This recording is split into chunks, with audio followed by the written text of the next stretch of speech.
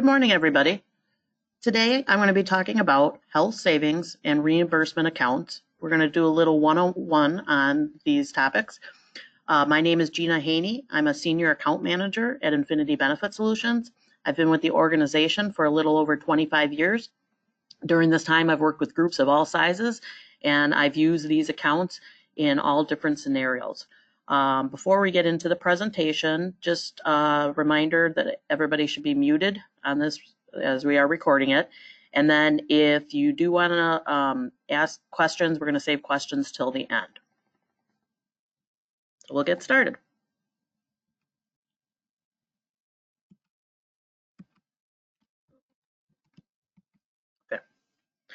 Okay, so to start our agenda today, we're going to define HSAs, HRAs, and FSAs. We'll be talking about health savings accounts, health reimbursement arrangements, flexible savings accounts, and the advantages and disadvantages of these programs. So to begin, we're going to talk about an HSA, a health savings account. So like a personal savings account, it can only be used for qualified healthcare expenses. It does allow an employee to set aside money on a pre-tax basis. An HRA is a health reimbursement arrangement. It's an employer-funded plan that helps employees pay for qualified medical expenses. The employer determines the amount of money available, which is typically less than your annual deductible. Excuse me. Flexible spending account. It's an FSA. It offers both a health and dependent care account funded with employee pre-tax contributions. So to start, we're going to talk about health savings accounts, HSAs, okay? A company, so first and foremost, to have a HSA, a company must have coverage under a qualified high deductible health plan. So you need to have a plan that is deemed a qualified high deductible health plan. This is in order to open and make your contributions to the HSA. We get a lot of questions because there are a lot of plans out there that have high deductibles, but they might not be deemed a qualified high deductible health plan. So we do assist you in when we're picking out these plans to let you know that this is a qualified plan. Okay. It allows a member to put tax-free dollars, and that's important, tax-free dollars into a bank established HSA account to pay for medical, dental, and vision expenses. Most of the banks offer these accounts, and you can open them. Again, you do need to have the qualified high deductible health plan to do it. For this year, 2020, employees can contribute no more. So there's a limit that the IRS establishes every year, and it does go up a little bit every year. This year, you can't contribute more than $3,550, or for a family, $7,100. There is what they call a catch-up provision. So individuals age 55 and older can actually put in an additional $1,000 annually. Now, employees, the money that's in this account, they can use this money to pay for qualified medical expenses permitted under the federal tax law. So there is a listing of the expenses that can be used for this. It includes most medical care, services, dental, and vision care. The funds remain in the account from year to year, and there's no use it or lose it rule. So you're going to hear that a little bit later on, use it or lose it, okay? That's usually when they're referring to FSAs, flexible spending accounts. The key is that this is the employee's money, it stays with them. Employees can save and invest the contributions in the HSA for future medical expenses, and you can actually grow this account. Next, health reimbursement arrangements, okay?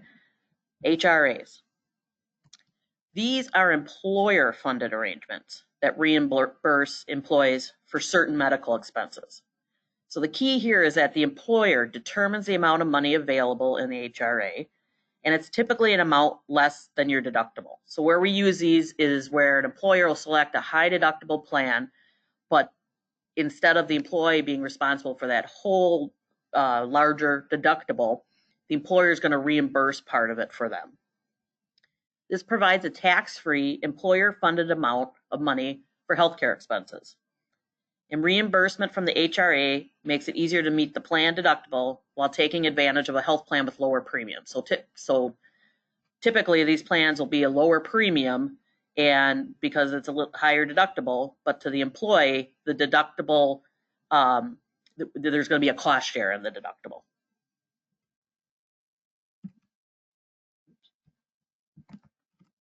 Okay, and in many cases, and most of the cases, employees need to submit receipts and proof, their explanation of benefits. So they do have to a third-party administrator is involved here. The employer is not having to collect and reimburse this directly to the employee. We use a third-party administrator. EBC is one, Employee Benefits Corporation, that we use a lot.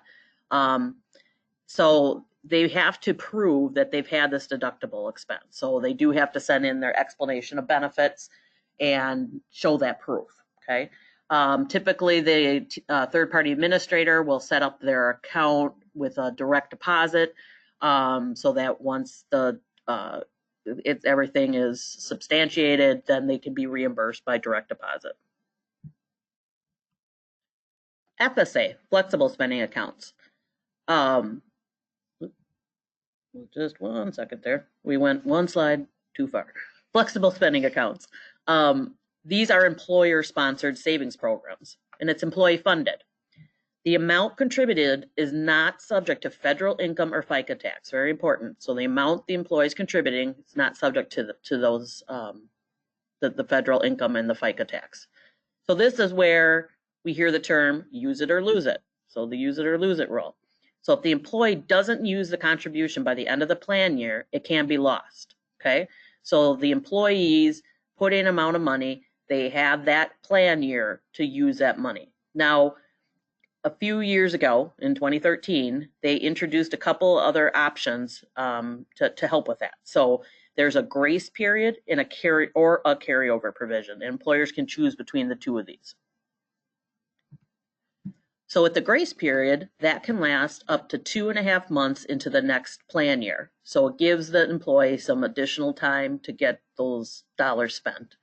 Under the carryover option, an employer can allow participants to carry $500 in unused money at the end of that year to reimburse expenses incurred in the next plan year. So they have some monies they can carry over. So for 2020, the contributions into an FSA, they've changed. So now they've gone up by $50 to $2,750 from $2,700 in the previous year. Dependent care has remained and stays at $5,000. So that's where you can reimburse for daycare expenses, and we'll get into a little bit more where there's some other means that you can collect on the dependent care as well. Okay, so now we're going to talk about the advantages and disadvantages, and we're going to break this down into for owners and human resources, and then advantages and disadvantages for employees. So to start, advantages for the owners and human resources. It's an employee benefit plan enhancement. So this is these plans are additional plans that you can put into your benefit package, and they're great savings mechanisms for the employees. As the employer, you have control of the HRA, that health reimbursement arrangement, reimbursement cap. That is completely in your control, and we will work to assist you on the different amounts and talk that through with you. Make sure that everybody understands.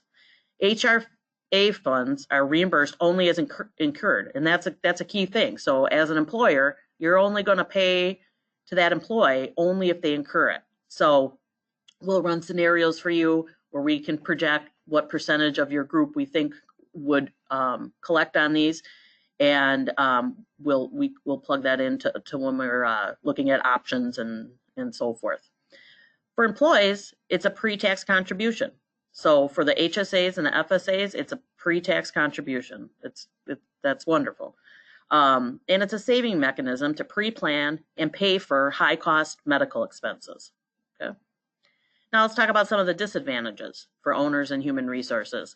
So HSAs, HRAs, FSA benefits, Well, right there, we got confused because they all sound alike. So they're confusing for employees, and that's where we are here to help. So we will break these down for both you as the employer and your employees to make sure that you understand all these terms. Another disadvantage can be third-party administrator fees. So we do involve a third-party administrator for these, and most of them do have some type of fee to administer these programs. And for employees, the FSA contributions are use it or lose it. So they're difficult to forecast. So an employee may put money in for a surgery coming up and maybe doesn't have to have that surgery. So then they have to try to figure out how to use those funds.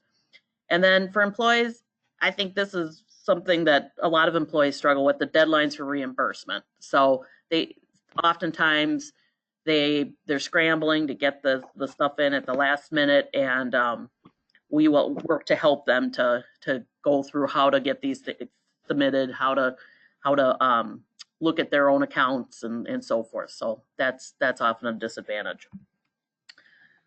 So we're gonna finish up with a few useful tips for everybody. Okay. HSAs and FSAs are a great vehicle to pay for child orthodontia. So I speak this from the heart. I have 2 kids, and both one is done actually with orthodontia, and the other one is still going through the process. I have an FSA, and we use this to put in funds for the last couple of years to help pay for those orthodontia expenses. That's been great. Dependent care, tip 2, dependent care. I mentioned this a little bit before, can be used for expenses other than daycare. So oftentimes people think, well, I have a child or 2 in daycare, I'm going to put some money aside to help pay for that. Well, it actually works outside of that. So it works for summer day camps. It also works for before and after school programs. So that's something to keep in mind also.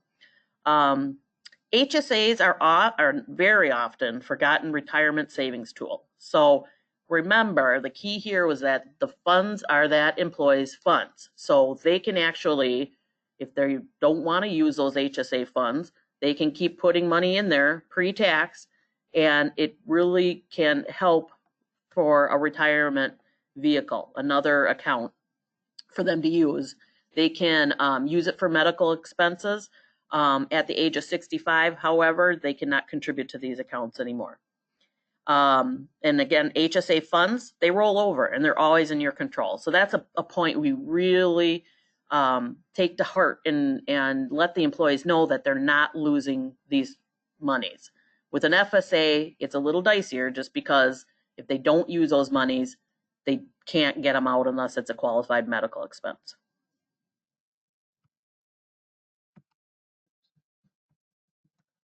Okay, so lastly, we've got here just an account comparison recap, because again, the terms are similar. They sound similar, but they all are very different. Okay, so this is a nice little chart that you can use, and it tells you like who again is in control of these accounts. So with the HRA, the employer's in control. HSA, the employee is. FSA, the employer is. Okay. Who funds these accounts? For the HRA, it's an employer. For the HSA, it's both. And for an FSA, it's both. Limits, again, on an HRA, it's set by the employer. There's limits on both the HSA and FSA. Again, these are amended typically each year. Plan type, it's on any group plan. The HSA, again, we have to have that high deductible health plan. And then FSA can be any group plan. Investment vehicle, HRAs are not. HSA, definitely. FSA, no. Okay, so again, HSA, key there. It's an investment vehicle. Carryover, the employer can determine that on a HRA. HSA, yes, definitely. And an FSA, it's limited. And lastly, why use these? So with an HRA, it's basically free money to an employee, only if they use it. For HSA, it's a pre-tax savings for your upcoming expenses. Same as for an FSA. Okay, so we got through that. So I'm going to open up to any questions that anybody may have. Oh, we're unmuting everybody now.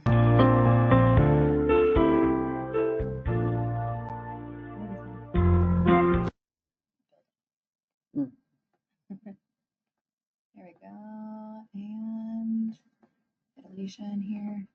Okay. Jeff? Oh, did I not have Jeff unmuted? Yep, let's do that. Oh, Jeff is unmuted. Okay. Okay. I don't know if I want to ask if people can Okay. hear them. Can everybody hear us or hear me? Might be fun. Okay. All right. All right. Any questions? We'll be following up with the presentation. My contact information is here, so feel free to email me, give me a call. And then lastly, we're going to leave you with one more little takeaway. This is kind of a neat little chart. Again, just talking about, this actually just compares FSAs and HSAs. But this is just a nice little flow chart to see, to use to help understand these terms. Hey, Gina, I have one question. Yes. On an FSA, can the employer determine if the employee can carry over 500 into the next year? Can they carry over any unused portion of the FSA into next year? The employer determines whether they want to use the carryover or the grace period. That's an option that the employer chooses. Okay. And the most they can carry over is 500, right? Is that correct? Okay. Yes. All right. Thank you.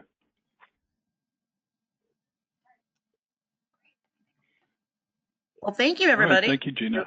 Really appreciate your time this morning. We wanted to keep it short, but please reach out to me with any questions, and we look forward to hosting more of these webinars for you.